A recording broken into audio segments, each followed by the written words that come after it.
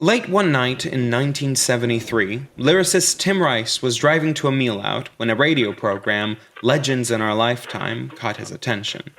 The subject of this program was none other than the woman he'd once seen on Argentinian stamps that he'd collected as a child. Back then, he had no idea who she was, but she stood out as a woman who was decidedly not royalty, yet was important enough to be the face of her country. She was none other than Maria Eva Duarte de Perón, famed and controversial First Lady of Argentina from 1946 to 1952. This began his interest in crafting a musical around this figure, leading to the eventual creation of Evita. What's new? Buenos Aires. I'm new. I wanna say I'm just a little stuck on you. You'll be on me too. Biographical musicals are nothing new, especially those representing famous political figures. These, however, are usually created centuries after their deaths, like 1776 or Hamilton, or as a satire of a currently living person, like Clinton or Tony the Blair musical. But Evita's situation is closest to that of the recently created, and consequently torn apart, Diana the musical. Both shows are about a powerful, politically inclined woman that became an icon loved by her people and who suffered a tragic early death. Both musicals were also written 30-odd years after their respective deaths by people who were not from the nation that's in question, meaning they weren't necessarily bound by the martyrdom and sanctity given to these women by their nations. But while Diana hails its protagonist as a figure of great empathy and love, Evita, whether for good or for bad, is described by Andrew Lloyd Webber as being about the manipulation of people by a very attractive but very evil woman, and that its lead was easily the most unpleasant character he'd written about. Strong words indeed from Andy. Nevertheless, through the musical and its subsequent movie adaptation, the name of Eva Perón would become immortalized for the world beyond, just as it had once been in her home country of Argentina. But these two Evas seem to be in direct contrast with one another, with Argentina's people heavily protesting the filming of the movie. Evita moved us by giving her life to her nation, and Madonna by exposing her vagina. And Argentinian creatives even making their own version of an objective Eva Perón musical in response. But what was this piece of historical fiction trying to say through its retelling of her life story? What is Evita? An accurate biography? A morality play? An ode to a fascinating figure? Or a reprimand for a dictator?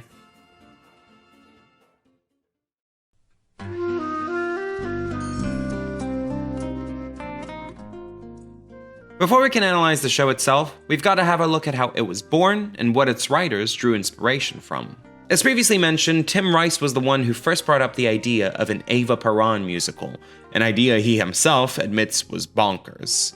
Andy was too busy convincing himself that Jeeves was going to be a hit, so Tim was doing his own research, including going on a trip to Argentina.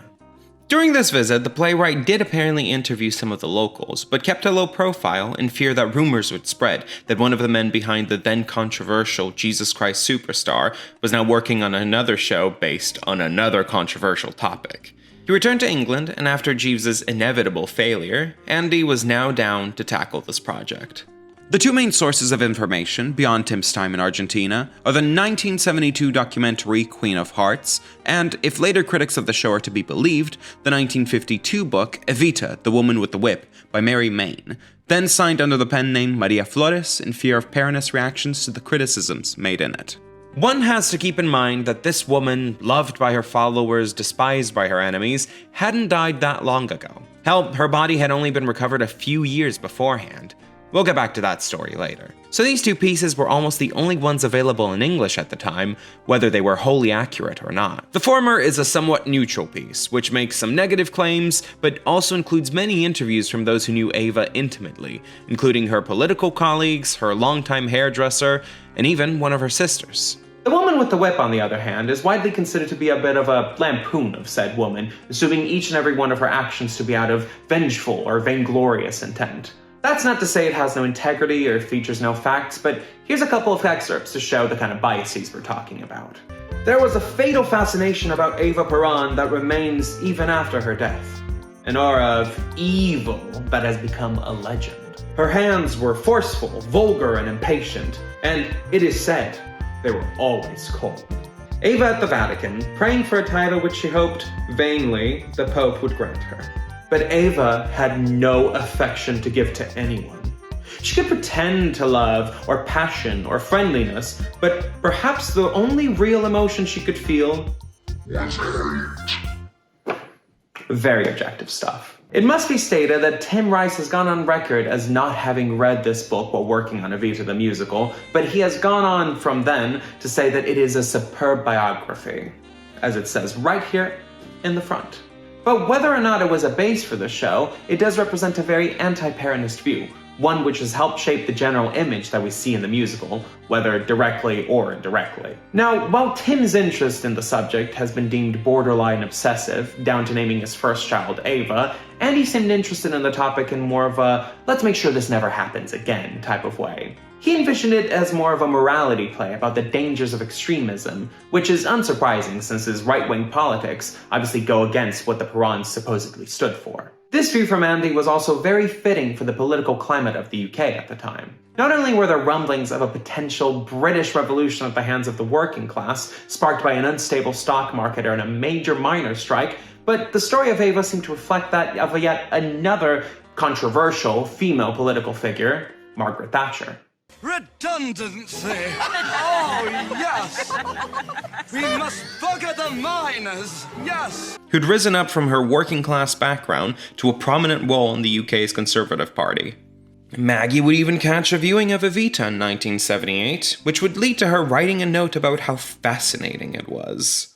But if they can do this without any ideals, then if we apply the same perfection and creativeness to our message, we should provide quite good historic material for an opera called Margaret in 30 years' time.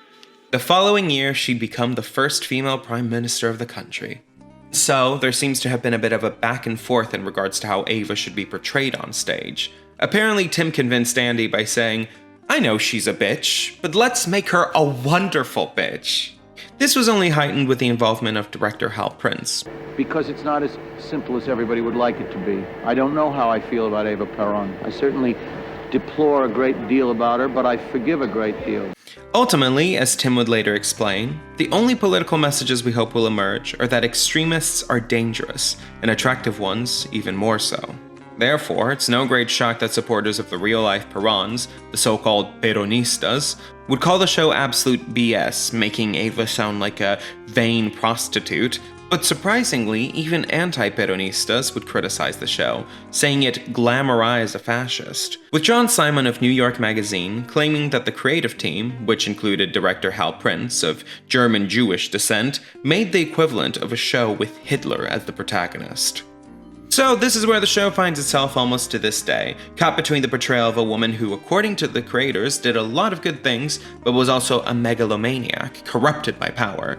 We've got a lot of productions that aim to humanize her, just the same as we've got productions that kind of do the exact opposite. Even the director of the movie adaptation starring Madonna, which absolutely took steps to humanize her, has stated that if it were up to him, he would have been even more critical of her than the musical.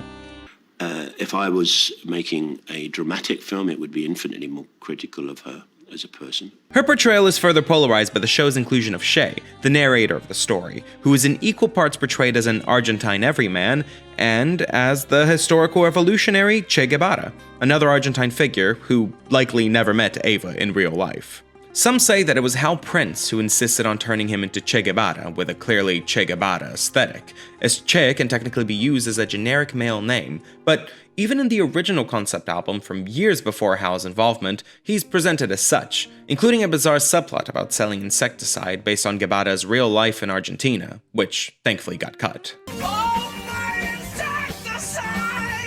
He's there both as an unreliable narrator and as a righteous one, but we'll get back to what that entails.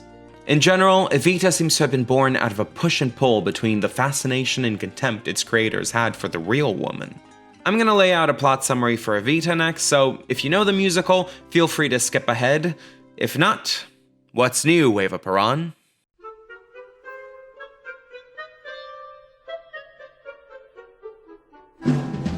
The musical starts, where else, but at the announcement of our lead's death and her funeral. Eva Perón, spiritual leader of the nation, entered immortality The attendees, representing basically all of Argentina, are mourning their lost spiritual leader in Latin when they're musically interrupted by Shay, who angrily questions her supposed goodness.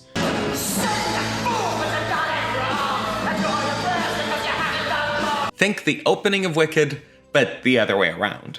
The mourners slowly disperse until we're left with one chorus girl, who turns out to be Eva Perón, as we're transported back to her as a 15-year-old in the small town of Junín, dating Agustín Magaldi, a tango singer of middling talent in his 30s. She begs him to take her to Buenos Aires, starting sweet and naive in her attempts, until his refusal raises both her and her family's ire, with them threatening to blackmail him and her forcing him to fulfill his end of the bargain, just as she has. I tasted it last night, didn't I? He eventually relents, all the while telling her to beware her ambition, and that those who move to the city become changed for the worse. And the two go to Buenos Aires, where she meets its three most important groups: the snobbish aristocrats, the scheming military, and the ignored working class, the descamisados, meaning the shirtless ones. Settled in, she quickly dumps Magaldi and seduces man upon man to get up in the world as an actress, until she eventually runs her own successful radio show. Meanwhile, the military gains power in Argentina, and through a game of metaphorical musical chairs, one of them comes out on top, revealed at that point to be Colonel Juan Perón, showcasing him as a powerful up-and-coming political figure. He organizes a charity concert for helping the town of San Juan, which had been ravaged by a massive earthquake. Among the attendees is Eva, who is summarily judged for sleeping her way to the top by Magaldi after he finishes his song. After the concert, she meets Perón for the first time and immediately goes on the charm offensive, convincing him how getting with her is the best move for him. He accepts and they head back to his place, where Eva promptly kicks out his current teenage mistress, who goes out into the street, sings a sad solo, and never comes back. Eva and Juan are now officially together, gaining the ire of both the aristocrats and the military, who chide her for her shady background and perceived manipulation of the colonel. However, this only seems to fuel Eva further, with her demonstrating herself as the mastermind behind Perón as they start his presidential campaign.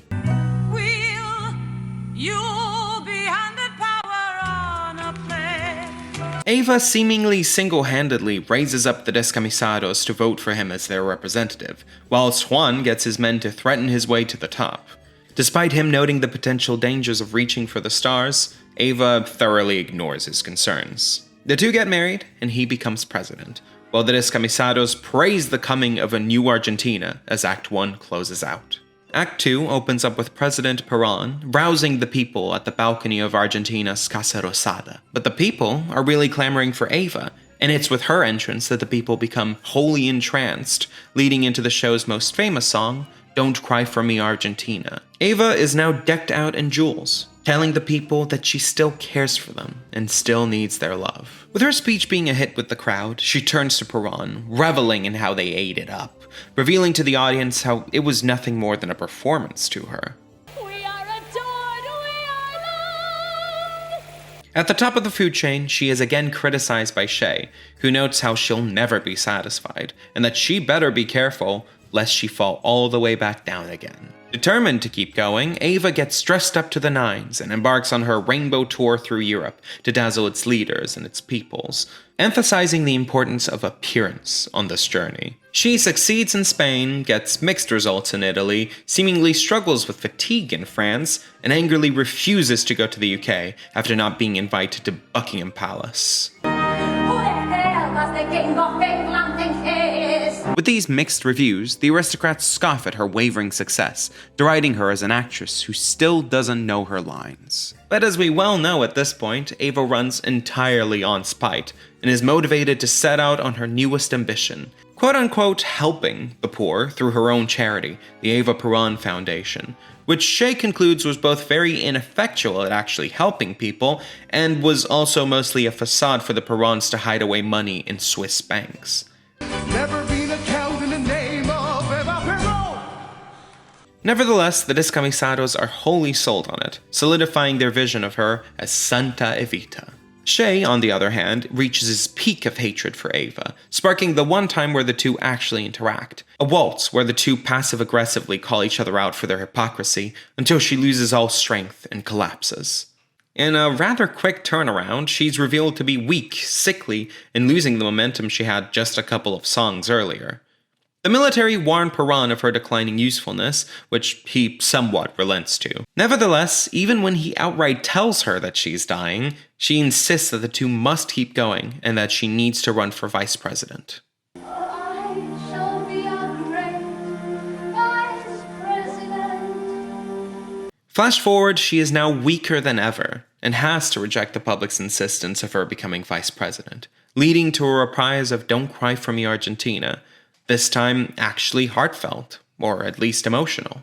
I'm Argentina, and always will be. From here, we transition to her deathbed, where we get a montage of various previous songs, forcing her to face her past, including Magaldi telling her to beware her ambition, her expressing her hatred towards the middle classes, her many seductions, and the crowds calling for her and her new Argentina. As the montage winds down, the finale is a lament from Eva herself, either in her deathbed or giving a posthumous narration, depending on the production. She explains why she did what she did, and how she was naive in her unending ambition and desire for acclaim. In an astoundingly ominous ending, she is surrounded by embalmers, ready to preserve her corpse. As Shay remarks, with no extra context given, her body would then go missing for the next 17 years.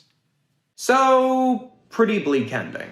Certain things change around depending on the production, but this is the general structure of the stage musical. There's obviously a lot of elements at play. The show is both an underdog story, a Cinderella-esque fairy tale, but also an admonishment against populism, against extremism, and against the abuse of power. But how does the character of Eva get cut up to fit all these ideas? What does the musical tell us on a thematic level?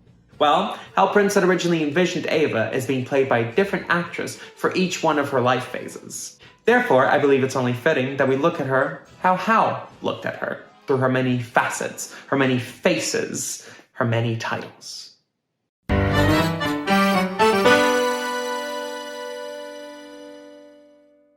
The early life of Maria Eva Duarte is both well documented, yet with notable inconsistencies. She was the daughter of an ongoing affair between her mother, Juana Ibarguren, and her father, Juan Duarte, who was a middle-class rancher who had a legal family just nearby. Having been raised by her poor mother alongside many siblings, Eva's early life was a struggle. Not only was her family shunned for their children's illegitimacy, but they were even barred from attending their father's wake by his other family, only being able to participate in the procession and the burial. The musical highlights this early memory as a raison d'etre, a motivator from her introduction until her deathbed. Screw the middle classes! I will never accept them, and they will never deny me anything again! Her hatred of the middle classes is almost the only way she's shown with undoubtedly genuine emotion. Even in real life, she was called a resentida social, described by Mary Main as someone with a chip against society. Her rejection of the higher class's expectations, the aristocrats in the musical, / the oligarchs in real life, and their rejection of her, are something that the show definitely portrays with accuracy. If it hadn't been for Perón, who was sitting next to her, and she gave him a nudge as she said this, I should have been a revolutionary out on the barricades, stringing all the oligarchs up by the neck. And is about the primary way of making her an underdog in the narrative. A lot of this is indeed noted in Eva's own autobiography, La Razón de mi Vida, but much like the case with Gypsy Rose Lee in her autobiography, many dates and details are missing. In her later life, she'd use her past as a selling point for representing the people, but again, she still wasn't entirely transparent. For example, it's a distinct possibility that she had her birth certificate replaced later in life, as a means of removing a potential political issue with her illegitimacy. Chronologically speaking, the first time we actually see Eva in the musical is when she's 15 dating Agustin Magaldi in the town of Junin, where her family moved to in her childhood. 15 minutes in, and we found the show's first massive discrepancy. How did Eva make it to Buenos Aires? Multiple biographies, including Mary Main's, explain that she was taken there by a young musician. But there is no mention of Magaldi to be found here. One source that does specifically mention Magaldi is the Queen of Hearts documentary, meaning that this is likely where it was taken from. However, it's actually very unlikely that the two ever met. No local newspapers highlighted him coming to Junín while Eva was living in the town, which they likely would have done considering he was actually much more popular than Evita gave him credit for, being known as the sentimental voice of Buenos Aires. According to Roberto Di Marco, he did visit the town in 1929, 36, and 38, but Eva wouldn't have been there in those dates. He even often brought his wife to tours, adding to the improbability of this potential affair. It's possible that the two could have met each other later on, but this would have been while they were both working for the same radio station in Buenos Aires. Now, according to Eva's sisters, she actually made it to Buenos Aires through her mom, bringing her to auditions, and getting her a place to stay with the Bustamantes, friends of the family. It's hard to be sure whether this, the young musician story, or a mixture of the two is the more likely reality, but whatever the case, she made it to the big city. The use of the Magaldi story in the musical pushes forward the narrative that, even as a young girl, she's ready to manipulate by any means possible in order to make it past her means. And in particular, her victims, quote-unquote, are usually weak-willed men that are older than her. As a side note, while the age difference between Eva and Magaldi, her 15 years of age compared to his 36, is startling, it is, even as of today, legally cloudy in Argentine law, as opposed to fully illegal, only being against the law if it was exploitative or if the minor was corrupted, whatever that means. Another important note to drop here is that, according to historian Lucia Galvez, Eva was herself taken advantage of, alongside a friend of hers, by two boys from good society. This isn't necessarily the most provable story, but I figured it was worth dropping here. The introduction of Eva and her humble roots is an odd one. We get the insight of the deep wounds she harbors, and we also get to see the outcome of them, with her desperately wishing to fly away from her current life. As she herself states, Birds fly out of here, so why the hell can't I? Andy was actually inspired by Judy Garland and her torch song Over the Rainbow when it came to Evita, an inspiration we'll examine further later. But this quote is almost a direct parallel not only to a quote from Eva's autobiography, but also an almost word-for-word copy of Birds Fly Over the Rainbow, why then, oh why can't I? She may not be as naive as Dorothy, but Eva is, after all, also a teenager in the countryside hoping for an escape. But instead of a miraculous tornado whisking her away, she has to claw her way to her perceived destiny.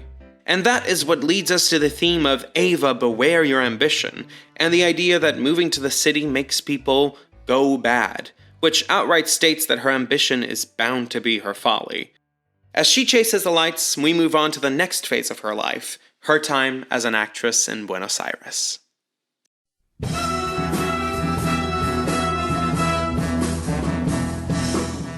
In Buenos Aires, Eva would fully invest in pursuing an acting career. Now, just a few things to highlight. Mary Main's biography absolutely tears apart said career, just as it does with every other part of her life, claiming that she had no passion or artistry, just wanting wealth and fame. Others say that she had fully invested in it, and that acting was indeed her dream since the age of 8. But whatever the case, she was steeped in acting on stage, radio, and screen from 1936 to 1942, and received both positive and negative reviews throughout this time, though she seems to be remembered as a pretty mediocre actress by many. You be the judge.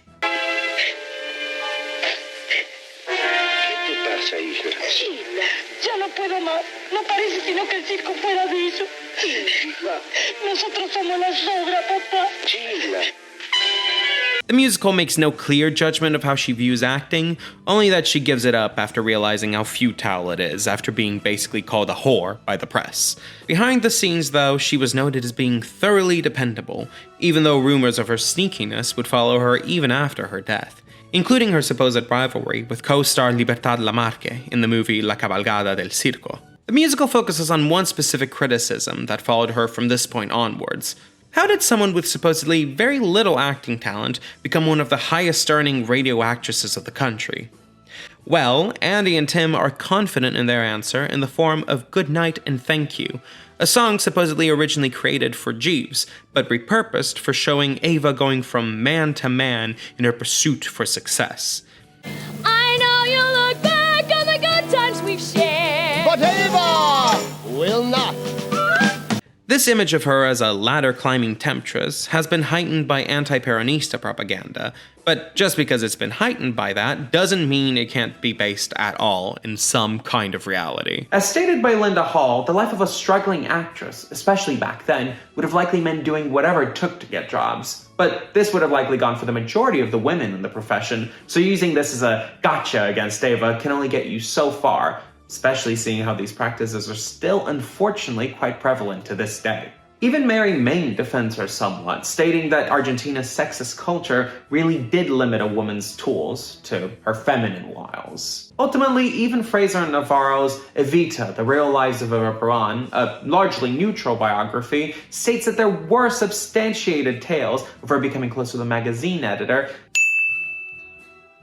and a radio scriptwriter and getting work from it. We must also note here the case of director Jose Franco, who, according to an actress on tour with this company, told Eva that she needed to sleep with him in order to keep her job, which triggered a horrible emotional response from her. So, needless to say, pretty controversial topic. Nevertheless, the image of Eva wielding her sexuality as her weapon of choice is highlighted in the musical. It states through Shay that one can't really blame her, and that everyone wants a partner we think will support us, one way or another. Does this frame the character of Eva as determined? Definitely. But beyond the girl bossness of it all, it does so in a somewhat negative way. There's undoubtedly a lot of things that she did in real life which were ruthless, but to portray her potentially climbing the ladder this way as her fault, as opposed to an issue that was endemic to that industry, is reductive to say the least. The movie actually tries to reframe this ruthlessness by making it clear that this was just the way of the time, and framing her as more sympathetic as she claws her way to the top. The 2019 New York City Center production doubles down on this, outright showing her being abused in her teenage years. This is stated by director Sammy Canole to be a direct reference to both the case of Jose Franco and that of the two boys I mentioned in the previous section. Anyhow, by 1944, Eva was quickly becoming one of Argentina's most recognizable radio actresses, and even had her own show, Heroines of History, where she played various famous female figures. That year, there would be indeed a massive earthquake in the town of San Juan, leading to the Secretary of Labor, Colonel Juan Perón, to create a festival of the arts to raise money, finishing off with a massive gala, the musical's charity concert. In the musical, Magaldi even performs in this concert, which is especially hilarious as he had died 6 years before it in real life. This gala is especially important since, as far as anyone knows, it really was the first time that Eva and Perón met. Their relationship is widely debated regarding what it was based on and who held the power within it, with the usual myth showing Eva as the leader and Perón as the weak husband, while some more recent accounts switch it around, with him being an older man using a young and educated woman as a mouthpiece. It's worth pointing out that the musical portrays it as a business agreement, particularly at the start, one where they can each see the potential in each other. Maine, unsurprisingly, speculates that their relationship was aided by the fact that they were both illegitimate children. The desire for recognition from a world which from the beginning had slighted them. It was this, their own cause, and not the cause of the people or magic practices that drew Eva and Perón together.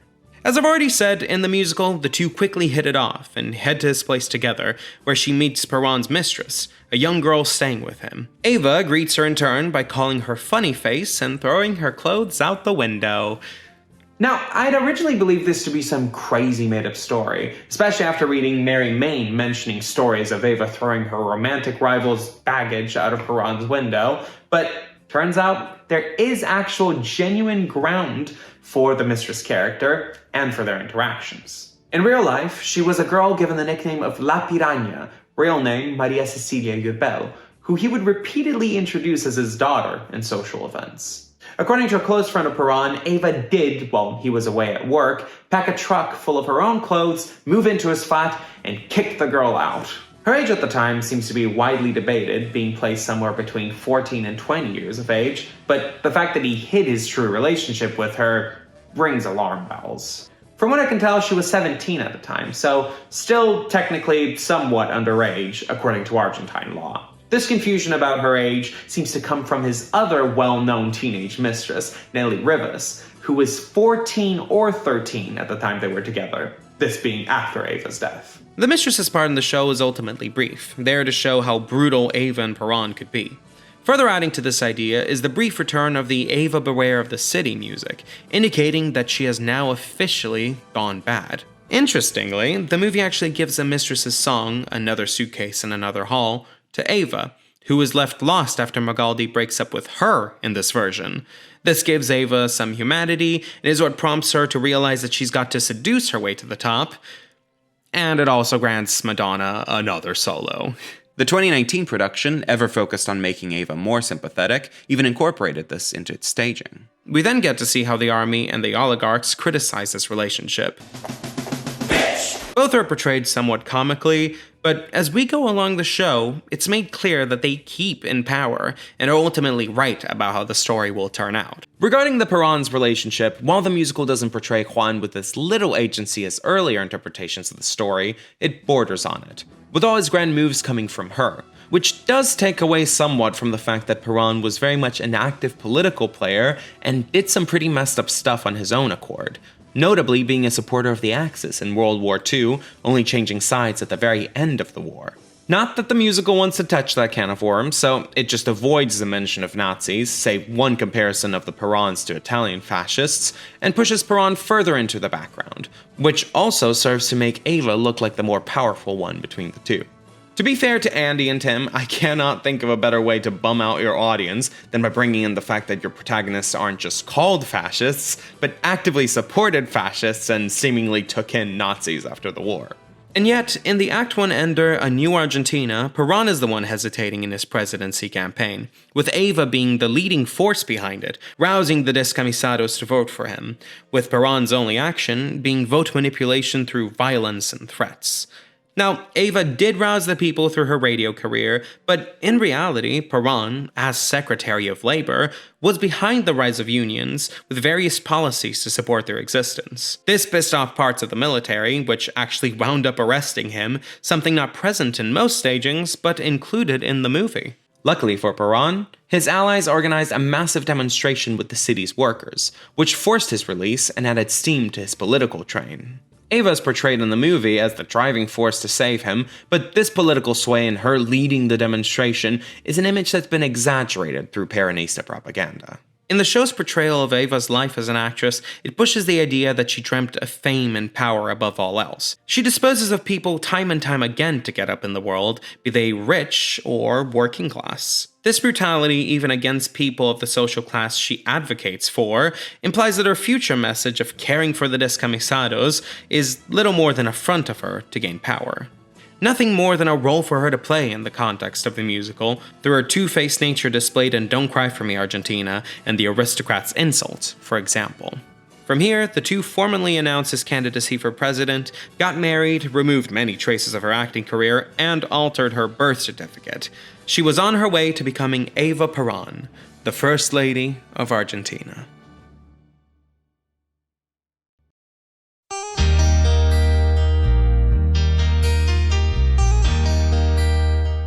And we finally arrive at the point where I have to put in a proper disclaimer.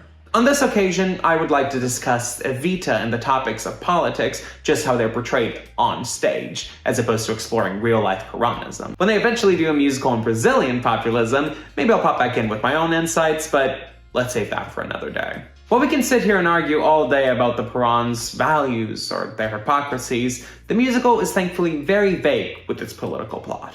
If we add everything up, we know that Argentina was on the decline, and that the Perons are leading a workers' regime with generic worker regime type asks, such as fixing social injustices, raising wages for workers, and removing foreign influence in the country. And that a new Argentina is born out of the Perons' reign, albeit one that is ultimately worse off, according to Shea. These descriptions admittedly leave the political side of the show quite unspecified. As Annie and Tim explained it, Evita is a story of people whose lives were in politics, but it is not a political story.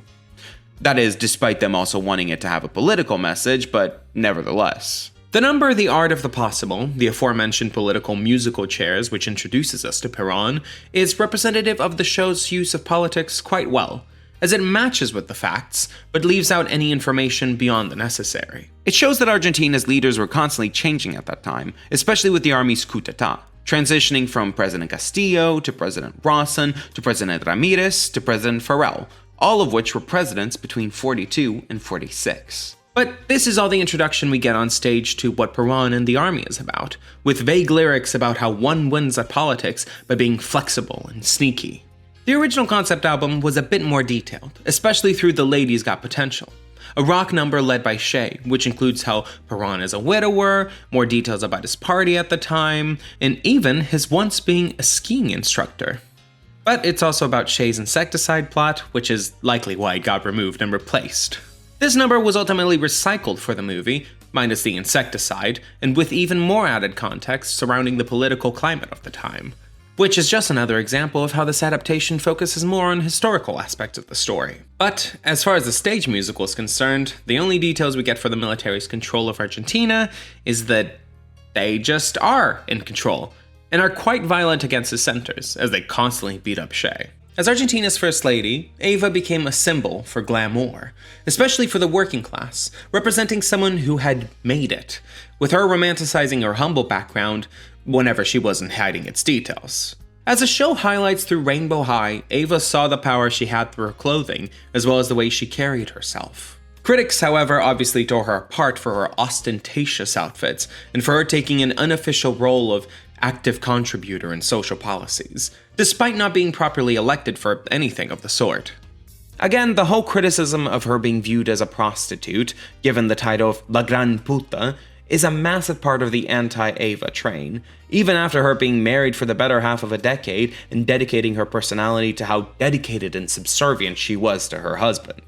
As Maine describes this gossip, while they swore they disapproved of her only because of her interference with politics and because of the injustices committed in her name, the basis of their resentment against her was revealed in their preoccupation with her sexual life. It's fair that the musical's military calls her a dangerous jade, meaning a disreputable woman, because that's what they did say about her.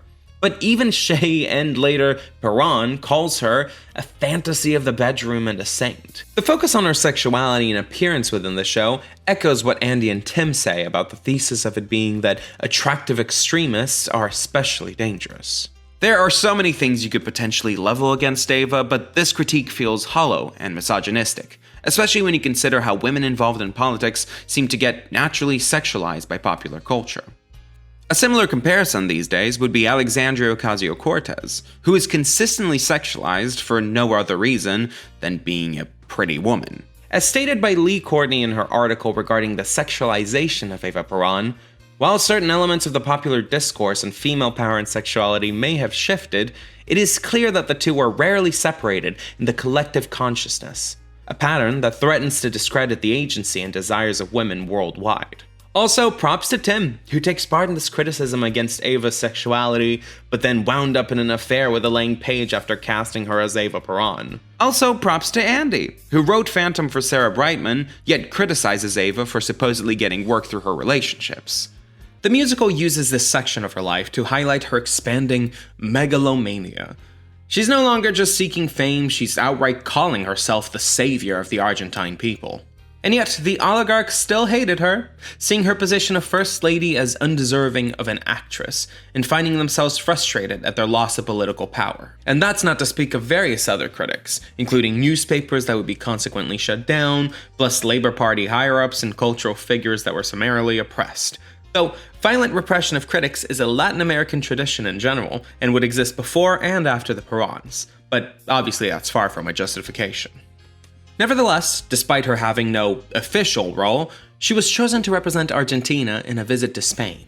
Soon, the itinerary included Italy, and France, and Portugal, and the UK before they got cancelled, and Switzerland, and Brazil, and Uruguay. According to Navarro and Fraser, the main goal was to establish a political connection with General Franco's Spain, but the additional stops made it less obvious, with her stated objective being to stretch a rainbow of beauty between Argentina and Europe. Thus the name, the Rainbow Tour. As per Rainbow High, she was indeed laser focused on making a strong first impression at this moment. Quote, "There are those who are waiting for us to make mistakes so that they can jump on us, so let's have nothing stupid."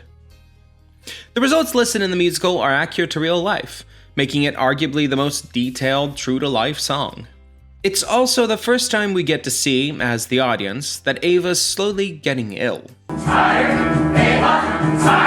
In In real life, it would only be in 1950, years later, when her health would begin visibly declining. But this journey was indeed very stressful and took a toll on her, especially in Switzerland, where she was pelted with tomatoes and her car's windscreen was smashed in by a rock. Speaking of Switzerland, her visit there is still considered mysterious to this day. As stated later in the musical, many, including Maine, believe that it was in Swiss banks where the Perons kept their secret money, which was a common practice for rich Argentines at the time. Journalist Jorge Camarasa even suspects that it was through the Rainbow Tour that Eva laid out the groundwork for bringing Nazis into Argentina, and that she placed Nazi bribes into this secret Swiss bank account, although he didn't have any specific proof for this claim. One may think that surely there would be easier and subtler ways of hiding away money than by publicly meeting with the Swiss Prime Minister, but you know what they say about hiding in plain sight.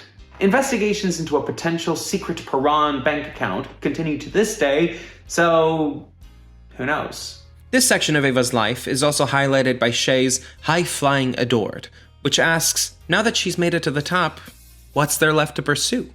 Well, by the end of her tour, there would be a change in Eva's public portrayal, who'd go from opulent to more subdued, albeit still Dior wearing, signaling a shift from the image she wanted to put out in the foreign nations to the one she wanted to demonstrate in her own country. She would still be a massive presence in politics, especially once she established the Female Peronist Party, the result of women gaining voting rights in Argentina, somewhat attributed to Eva's own actions. It was a big feminist move, but only to a degree, as it was very much still branded like Eva herself was, as a "we must serve our men" and Perón. Though it very much paved the way for women in Argentine politics. Nevertheless, we now lean into the thing that Eva was most arguably loved for, but also the most criticized for: her social work.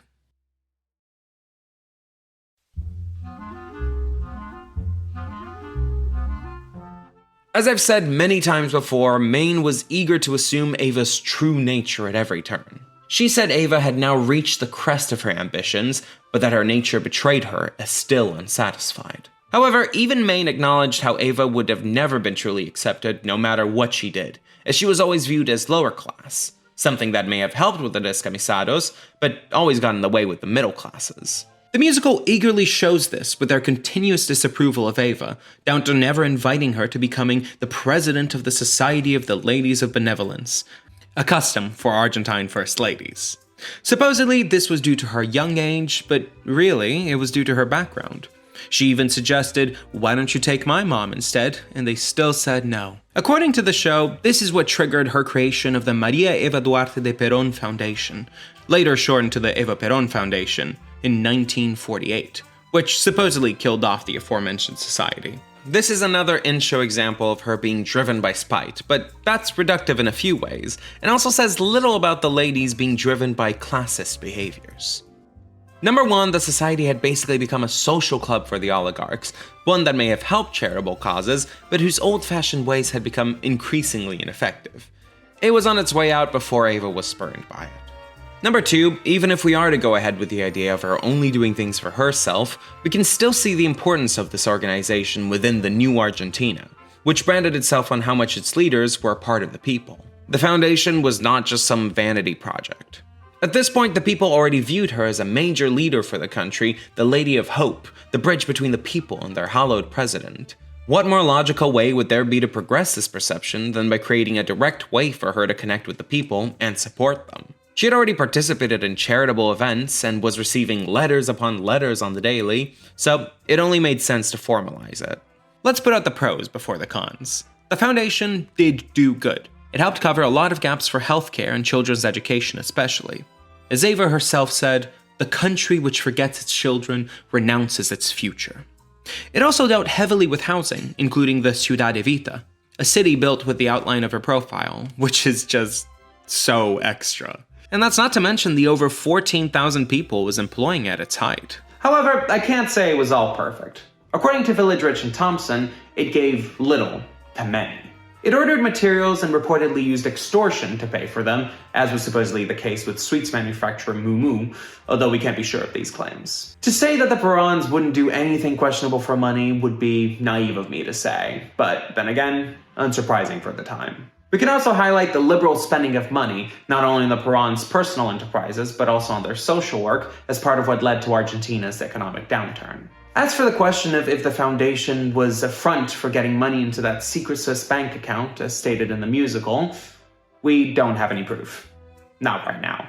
Eva truly did not seem to care for financial figures, but the foundation did have to get approval from the Minister of Finance, although the only properly written down financial account we have of the foundation is from after her death. Even after Juan Perón was ousted from power, however, investigators couldn't seem to find any evidence of fraud within the foundation. The verse in The Money Kept Rolling In and Out regarding the potential Swiss bank account was actually removed for the movie. It's possible this was done as more and more doubt had been cast on these claims over time, but it's just as likely that the movie wanted to continue the more sympathetic route. The foundation is still shown as corrupt, but not through Eva directly, but rather through her brother Juan, though I'm not sure the extra degree of separation does much to clear her name. We can also somewhat substantiate the criticisms from Shea of Eva getting them while they're young, as the foundation did push a lot of Peronist propaganda on those it helped, including its children, who received books that very much served to plant the love for the Perons as early as possible. The foundation was a simple system by the time it found its rhythm. The money would come from the Confederación General del Trabajo, donating 2 man-days of worker wages per year, private donations, which may or may not have been extorted, and taxes on cinema tickets and casinos. From there, people would write in and be invited to see Eva directly and tell her their woes, after which Eva would give them money for whatever it is they required. These interactions would go on for hours and hours on the daily, and be described as unfailingly gentle, including hugging and kissing even those who were sick. Again, think Princess Diana and her interactions with the public. These moments were what solidified the view of her not only as a leader for the people, but also as a saint of sorts, spawning the Santa Evita nickname. Now, it should be highlighted that the song representing her philanthropy, The Money Kept Rolling In and Out, is sung entirely by Shea, with Eva just interacting with the ensemble. So, an argument could be made that the claims made within it are being delivered by an unreliable narrator. But, as is the case with a lot of Shea's parts, his facts are delivered as correct. He may be overly critical, which she calls him out for at one point, but his accuracy is never refuted. When he says she's sleeping her way to the top, it's portrayed as accurate. When he says she's stealing money, it's portrayed as accurate too. Even his analysis of her inner feelings is portrayed as accurate. In a meta sense, he's almost like Mary Main in her biography, acting with complete insight into Eva's motives and thoughts. Eva's own feelings on her fame, especially in regards to her relationship with the Descamisados, are fuzzy at this point in the musical. On the one hand, it's clear that musical Eva is driven by spite and ambition, not really compassion. But on the other hand, from this point onwards, she definitely seems to be more genuine in considering them her people, even if it's driven by her own lust for adoration. And yet, just as soon as she reaches a reputational height, her luck seems to run out.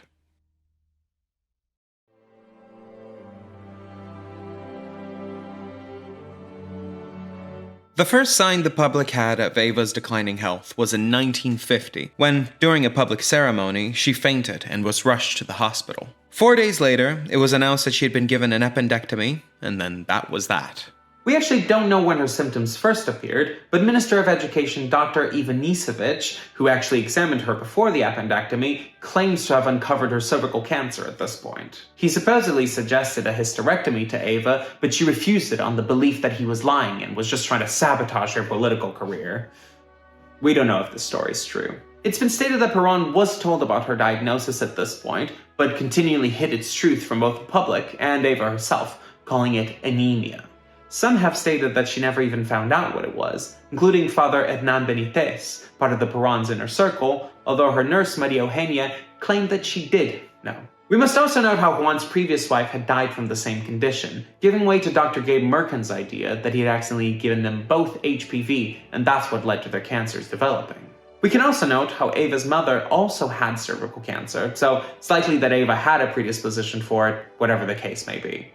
Despite her weakening state, Perón put forward her potential candidacy for vice president, leading to the Descamisados putting together a massive rally for her candidacy, the Cabildo Abierto del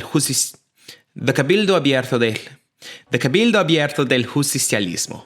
She eluded the crowd's desires, bargaining for time to think it over, but the crowd persisted, and she just had to accept.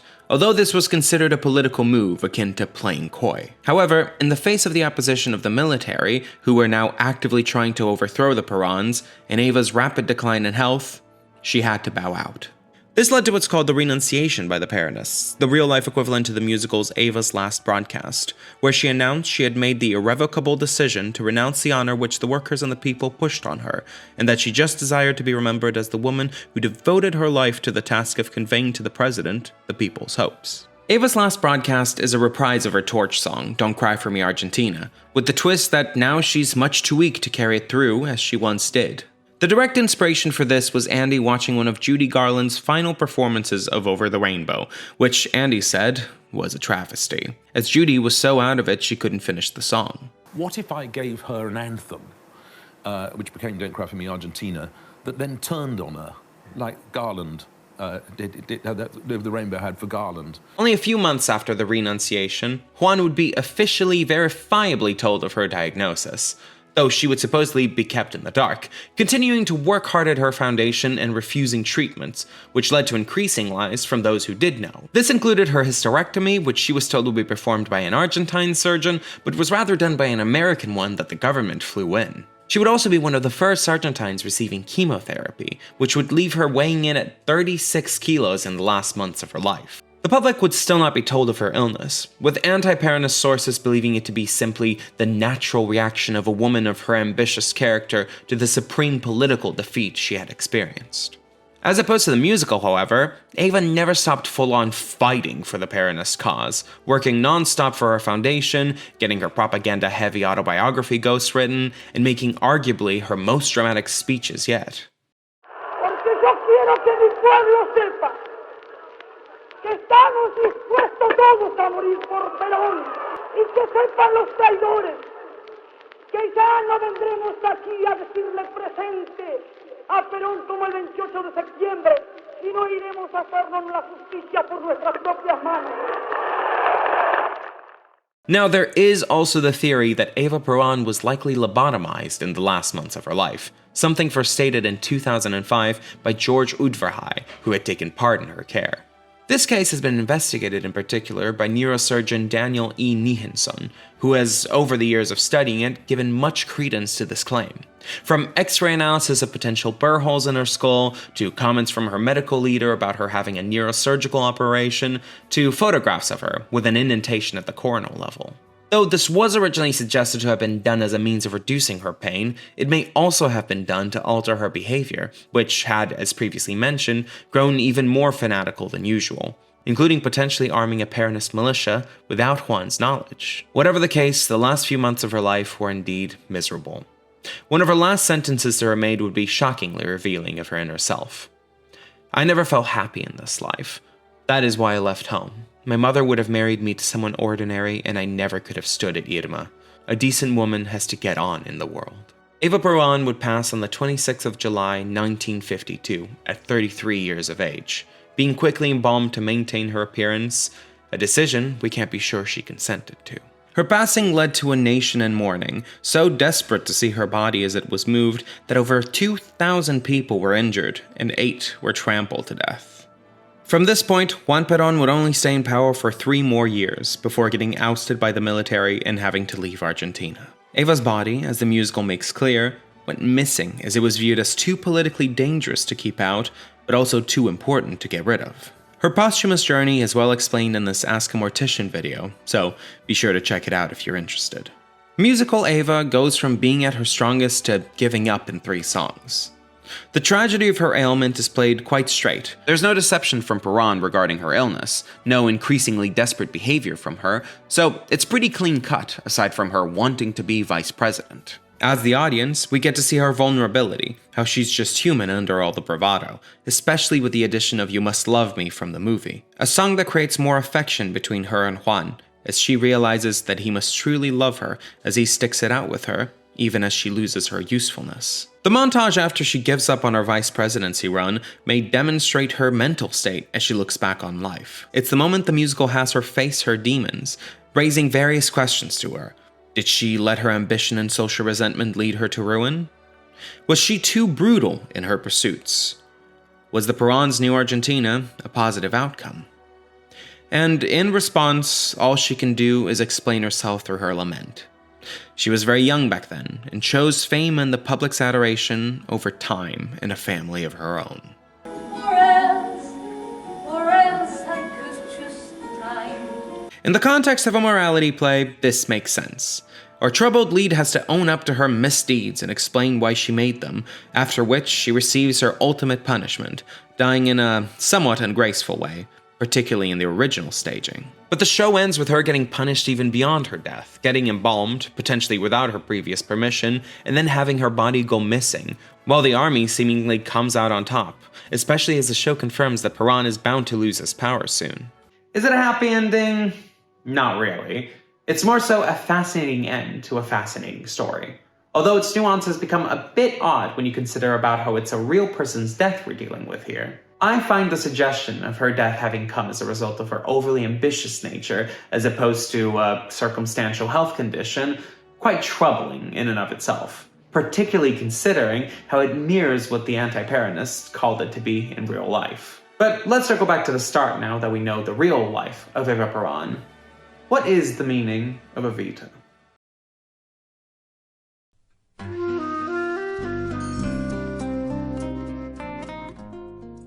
Evita is only somewhat about the real-life figure. It captures her controversial nature and the facts of her life, but weaves its own narrative to create its own universal themes of vanity and vengefulness. How the show explains her life is almost like how it was retold to other countries in her time, according to Fraser and Navarro. Her presence could thus be reduced to a simple cycle of wound and revenge, envy turned to vindictiveness. This explanation was easily understood, hence easily transmitted to visiting journalists, and it made sense of the present without needless excursions into the complexity of Argentine history. It removes the potential subtleties that could cloud the story that Andy and Tim wanted to tell. The role of Juan Perón is simplified to the husband that has little input, inadvertently cleaning his hands, and with the exception of the Rainbow Tour, there's little in the songs that point to the specifics of the time and the events. We don't really know about how the army functions or how exactly Perón won the presidency, but within the context of the musical, we don't need to. It creates a plot that, beyond names and places, has universal value, and this universality is something noted throughout the story, both directly and indirectly. We have Shay with little character of his own beyond critical narrator, with the physical identity of Guevara, but without his explicit identity. The mistress, who doesn't even get a name, and even the introduction to both Eva and Juan are done in such a way where you can't really tell which person on stage is going to be the character until the very last moment. Eva outright claims that her story is quite usual, which does ring true to a certain degree, especially once you've removed a lot of the extraneous details. This simplified universal narrative plays with the Cinderella myth as well, something outright stated in the concept album. You could almost say Evita is about a bad Cinderella. But not only does the Cinderella fight tooth and nail to get what she wants, pushing and biting anyone in her way, but after getting her happily ever after at the end of Act 1, she loses it almost as punishment for wanting to push it even further. It can also be connected to Dorothy and Judy Garland, as previously mentioned, with the same beginning as the former, and a similar ending as the latter. We can also view it like Josh Rhodes, a Solo Reps production director, who viewed it as an Icarus story, where our protagonist flies too close to the sun. Magaldi's warning of beware your ambition, Ava's birds fly so why the hell can't I, and Shay's don't look down, it's a long, long way to fall, definitely support this perspective of the story. Eva, in this perspective, is constantly told by Magaldi, by Perón, by the army, and the oligarchs that she's playing a dangerous game she'll end up losing, and according to the themes of the musical, a game she does lose. Ultimately, musical Eva is an underdog even when she's at the top, still being looked down upon for both her background and her gender, and weighed down by her humble past, looking for the love and admiration she didn't get as a child, potentially without even realizing it. And yet, despite framing her as a victim of her background, the script chides her for breaking through her means, and claims through Shay that she's doing it entirely out of ambition and spite, much like Mary Main. Magaldi warns that going to the city, aka reaching for the stars, makes people go bad, but even as a teenager, she's portrayed as manipulative and brutal. On a personal scale, the story is about someone with a wounded background, allowing it to drive them to become insatiably ambitious, never finding true happiness. Musical Eva, at least initially, isn't there to break through norms for society, just for herself. And even then, it doesn't satisfy her. It's only near the end that she seems to become more true, and her messages of adoration for her followers seemingly become more honest. And yet, it's too late, and all she can do is flimsily justify her actions and not the slightest bit of regret show through. As Richard Allen points out, however, the choice for Shay to be the one giving us much of the info may inadvertently highlight how the facts of her life are secondary to people's perceptions of her actions. If we insist on viewing Eva as an evil megalomaniac with no other thoughts, then yes, like Mary Main, we can say she's not just praying, she's praying with vainglorious intent. Through a more political lens, the show is about political extremism, specifically cults of personality. It is through charisma, promises, theatrics, and underhanded techniques that the Perons gain the people's love. The two recognize each other as actors in their first meeting. They both give grandiose speeches and are fully able to turn and manipulate the people at will. We don't ever really get to hear what they've actually done for the people. The foundation is put down as almost deliberately ineffectual, and by the time that Eva's dying, the country's in shambles. And yet, the Descamisados still adore them to the point of seeing Eva as a saintly figure that deserves endless mourning. But, as stated by an army officer after Don't Cry For Me Argentina, statesmanship is more than entertaining peasants. So their party can only last for so long before the military has to shut it down. Andy and Tim supposedly wanted this to be the main message of the show, but the focus on Eva's personal journey takes over, in my opinion. Ironically, Donald Trump, of all people, loved this musical, so perhaps this political message fell on deaf ears altogether. Either way, the show is not completely historically or thematically perfect. But I found myself as intrigued by Evita as Tim Rice, and sometimes as outraged as Andrew Lloyd Webber, and that's what they individually wanted to convey, so success was reached in that regard. As I close this video off, I'd like to leave you with one of Eva's last conversations, one that echoes the show's themes in a very painful way. She asked Delia Parodi, one of the new women deputies in the assembly, "Who really loves me?" Delia, as a good Peronist, replied, "The people." And Evita said, "Yes, but I mean really, for myself." She began to cry, and when Delia also cried and handed Evita her handkerchief, Evita said to the nurse, so that Delia could hear, "Things must be really bad if she is crying."